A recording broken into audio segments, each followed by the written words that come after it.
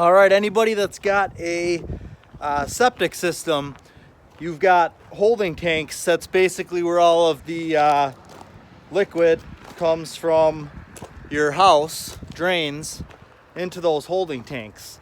Now, before it leaves the holding tanks and goes to your, you may have a mound septic system, which you can kind of see behind me here. You may have a conventional septic, which means you don't really see anything. It flows into ground where it percolates right down into the ground. But in our area, we've got a lot of septic mound systems. So you can see right behind me where that little bit of snow is. That's kind of the base. The mound's about 75 feet long and about 15 feet wide. And everything gets pumped from our holding tanks, which are located, we tried to kind of disguise them a little bit here, but you can see them. You can see them back here. So everything goes from those holding tanks out to the mound, and then it percolates down into the ground. So what can happen is, at least once a year, every 6 months, I would say every 6 months, there are filters inside the holding tank. And basically that just allows liquids to pass through to the holding tank that has the pump in it. The holding tank with the pump then takes and pumps all of the liquid to the mound. So in order to keep everything flowing from tank to tank and out to the mound, those filters need to be clean, because if they get clogged, just like any other filter, stuff won't flow through. It's not going to make it to the mound. It's going to sit in your holding tank, and then this is kind of what you'll notice. So, not the most pleasant of topics to talk about, but you can see here that it looks like something is kind of soaking through the top of the tank and the lid. I've got the same thing going on with all three of these. What that means is that the liquid level inside of this tank is too high, and that tells me that the filter needs to be cleaned. I was out here putting up Christmas lights the other day, and I kind of noticed that, and good thing I did, because I looked over here, I saw the wetness there, and that prompted me, it's something you should set in your calendar, and I'm actually going to do that when I'm done with this video. Twice a year, set it in your calendar to come out here and clean out the septic filter. Make sure you do one of them right before winter, right before it freezes, because you don't want to have to deal with the problem with your septic during the winter of all months. So I'll kind of show you what the filter looks like here. And basically all you got to do is just take a jet nozzle with your hose and spray the filter down, get it all cleaned off so that things are able to pass through it. Another thing that's probably even better to do, or do along with cleaning the filter, is just have the tank pumped at least once a year. I might even just do that right before we get into the cold winter months here to ensure that that there's no issues.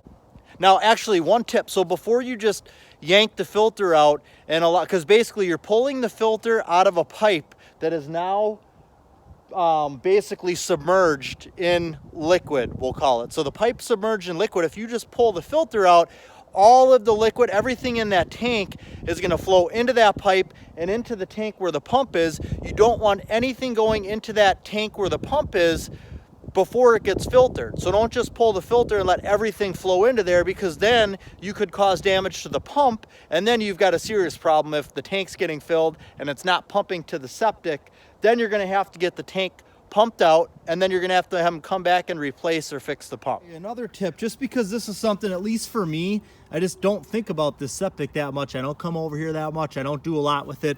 Make sure to keep your locks oiled. Like I can't even get this key out of the lock. At least I was able to get it open. I'm going to come over here with some WD-40 and douse all of these, because again, you don't want a problem to happen and then you're dealing with an issue as simple as not being able to unlock the lock. So just make sure to keep these oiled so that you can get in and out of them. Okay, so to kind of give you a little tutorial, so basically there's 3 different inlets here. This one is the one that's got the pump in it. You can see that it's got the pipe here. So basically from this chamber here is where everything gets pumped out to the septic. Basically everything's coming from the house. It's flowing into the first chamber of the tank. This is what you're looking for, but basically it comes from the house, it flows into the first chamber, it gets filtered through here, and then it flows into this chamber with the pump, because now it's just pure liquid and it's able to get pumped out to the mound, and then it filters down into the ground. Funny story now, but when my oldest daughter Lana was, I think she was like 2, she was out here with a sippy cup, and she ended up throwing her sippy cup into one of the tanks. Now, it took me probably a good half hour to fish that thing out of there, because you don't want anything like that floating around in there. That's just going to cause havoc. So that was not fun at the time, but you know, so keep the little ones away from here. Not to mention the fact that that they can fall in there, and that would just be, we won't even go there.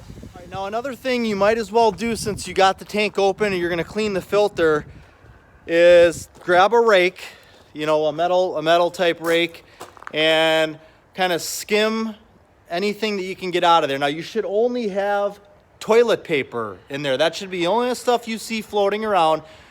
Sometimes you'll see like hardened white chunks floating around in there. That's from your detergent, from your laundry, and probably like dishwasher detergent too. So when you're doing laundry, use the minimum amount of detergent, because that's something that can cause havoc on the septic as well. And I came from, and so did my wife, well, me, I was always on sewer, city sewer forever. So I would flush anything, paper towel, those hard Scott rags, I mean, you name it. Now with the septic system, to make sure you don't run into any issues, don't put anything down that toilet but toilet paper.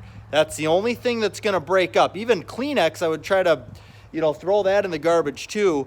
No paper towel, just toilet paper. Reach down in there and kind of skim off the top, because all that stuff that's in there is what's going to end up, you know, clogging your filter, and that's what you're cleaning out of your filter anyways. So might as well get it out of there. All right, so I pulled the filter. I'm going to put the cover back on until I'm done, because there's a cat running around here, little kids. You just, again, you don't want any accidents like that. Before I pulled the filter out there, I kind of dunked it in and out a little bit to just get some of the stuff off, and the rest I'll use with the power nozzle on the hose. I'll stick it back in there. I'll put the caps back on. I'll oil with WD-40 all 3 of those locks and keys so I can get them out of there for future, and then we're good for the winter. If you've got any questions on septic systems, how to clean them, I don't do this for a living, but we install quite a few of them. We build a lot of homes in areas where there's no sewer, so drop me a line and I'll answer any questions you have. Take care. Oh, and please subscribe to this channel. If you are in the home building industry, a real estate agent, if you've got a friend or family member who's just starting off in it, share this with them. Give me a thumbs up, subscribe. I'd really appreciate it. Thank you. Happy Thanksgiving. God bless.